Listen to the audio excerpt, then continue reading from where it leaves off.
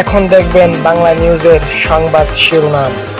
ছাত্রলীগের হামলার পর আন্দোলনকারীদের যে বার্তা দিলেন নাহিদ। আন্দোলনে হামলার প্রতিবাদে রাতের মধ্যে কেন্দ্রীয় মিছিল বের করা হবে জানিয়ে সবাইকে ঐক্যবদ্ধভাবে প্রতিরোধ গড়ে তোলার আহ্বান জানিয়েছেন বৈষম্য বিরোধী ছাত্র আন্দোলনের অন্যতম সমন্বয়ক নাহিদ ইসলাম। নাহিদ ইসলাম বলেন, আজকে ঢাকা বিশ্ববিদ্যালয়ের ইতিহাসে মর্মান্তিক দিন।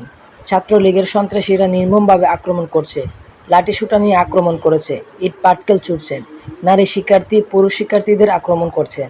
তিনি আরও বলেন, আমি এখনও জানি না কতজন মোট আহত। ঢাকা মেডিকেলের পরিস্থিতি নির্মম। করিডোরে আহত ছেলে মেয়েরা শুয়ে আছেন, সেখানে চিকিৎসার কোনো ব্যবস্থা নাই। ইমার্জেন্সি গেটে পর্যন্ত সন্ত্রাসীরা হামলা করেছে, ভেতর থেকে দাওয়া দিয়ে মেয়েদের বাইরে এনে আক্রমণ করছে। সবাইকে প্রস্তুত হওয়ার আহ্বান জানিয়ে তিনি বলেন, আজকে হেরে গেলে আর কোনোদিনই মাথা উঁচু করে দাঁড়াতে পারবো না। আমরা ন্যায্য দাবিতে কোটা সংস্কারের জন্য আন্দোলন করছি। ন্যায্য দাবিতে আজকে যদি জীবন দিতে হয় দিতে হবে। আজকে যদি হেরে যায়, যদি প্রতিরোধ করতে না পারে, আর কোনোদিন পারবো না। নাহিদ আরও বলেন, আপনারা নিজেদের মতো করে সংগঠিত হন। ঢাকা বিশ্ববিদ্যালয়ের আশেপাশে যারা আছেন তাদেরকে আহ্বান জানাবো, ক্যাম্পাসে আসুন। কিছুক্ষণের মধ্যেই কেন্দ্রীয় মিছিল বের হবে। সায়েন্সের হলে আমাদের বাইরে অবস্থান নিয়েছেন, আপুরা হলে হলে মিছিল শুরু করেছেন।